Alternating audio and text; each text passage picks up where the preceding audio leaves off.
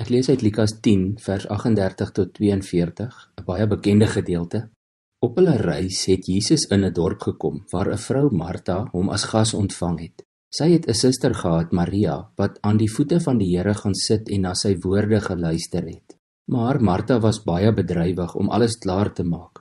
Sy kom toe daar staan en sê, Here, hinder dit U nie dat my suster my alleen laat bedien nie? Sê sy moet my kom help. Maar die Here antwoord haar, Martha, Martha, jy is besorg en bekommerd oor baie dinge, maar net een ding is nodig. Maria het die beste deel gekies, en dit sal nie van haar weggeneem word nie. Kom ons kyk na die 3 belangrikste sake in hierdie gedeelte. Ons het in vers 40 gehoor dat Martha baie bedrywig was om alles klaar te maak. Die Griekse woord vir bedrywig is perispao. In die woordeboek word dit in Engels vertaal met to be distracted, to be overoccupied and too busy. Hier is nie net 'n gewone bedrywig wees nie, Martha was te besig. En toe kom kla sy so 'n bietjie by Jesus oor Maria.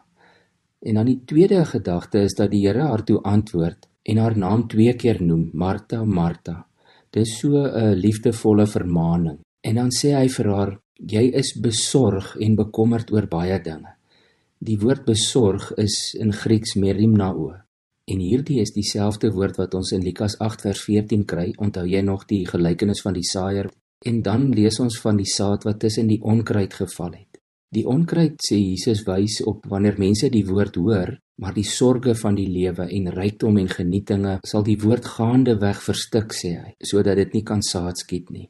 Daardie sorge is dieselfde woord wat hier gebruik word as Jesus vir Martha sê, daar's te veel sorge, sy's te besorg en bekommerd oor baie dinge.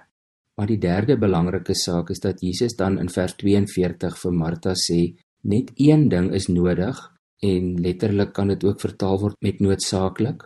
En dan sê hy, Maria het die goeie deel gekies, of die beste deel. Dit sou ook in 'n vryer vertaling vertaal kon word met sy het 'n uitstekende keuse gemaak. En daardie woord vir goed of uitstekend is die Griekse woord agathos.